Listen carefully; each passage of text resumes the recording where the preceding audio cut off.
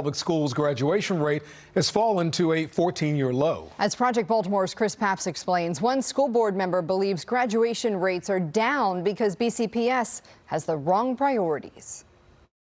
Project Baltimore, over the past few weeks, has been reporting on high school graduation rates in our state. We've exposed how, despite record funding in Maryland, graduation rates have barely improved. In Baltimore City since 2017, taxpayers have given the district a 38% funding increase, but graduation rates are up just 1%. And now we go to Baltimore County, which is seeing similar results. What do you feel is the current state of Baltimore County Public Schools? Uneasy. Maggie Dominowski, 4 years ago, ran for Baltimore County Board of Education because she says the district was failing in its core mission. We're not preparing these students to be productive adults, and we have to get better at it. Now, 4 years later, as Dominowski seeks re-election, she believes she has identified the main problem. The majority of the adults on the board in the school system make decisions that are in the best interests of adults. Which Dominowski says is hurting student outcomes. And recently released 2025 high school graduation rates appear to illustrate that. We have been educating students for how many years now? How are we getting worse at it? These are the graduation rates for Baltimore County Public Schools going back to 2011. That year, the graduation rate was 83.1%. From there, it began to increase to a high of 89.2% in 2018. But then it began to fall, all the way to 84.3% in 2025, which is now the lowest rate in 14 years. And in that time, the budget for the school system has greatly increased.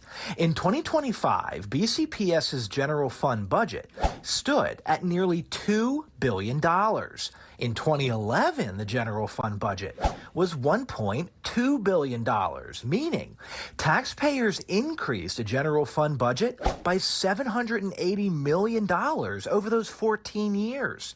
Which exceeds the rate of inflation. The solution is to make the best decisions for students, to forget about the cost, the money, the contracts, the bureaucracy. Every decision we make has to be because it's best for the student's education. What does that mean? Take a look at this chart.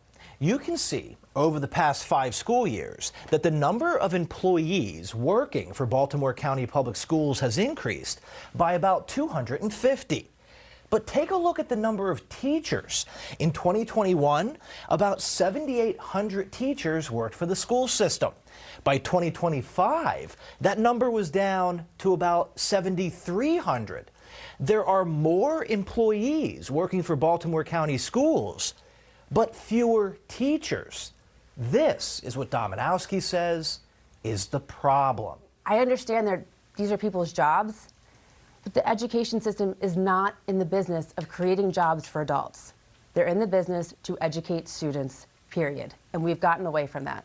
You can see it in our numbers. Regarding the 14-year low in graduation rates, BCPS, in a statement to Fox 45, attributes heightened fears in our community regarding the uptick in immigration enforcement.